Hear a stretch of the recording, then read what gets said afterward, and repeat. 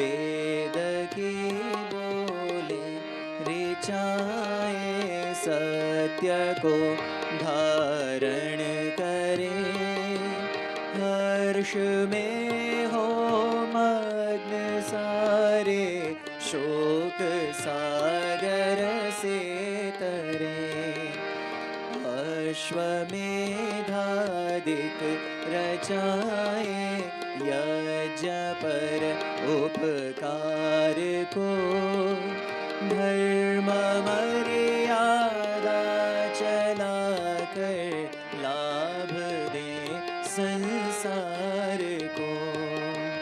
नित्य श्रद्धा भक्ति से यज्ञादि हम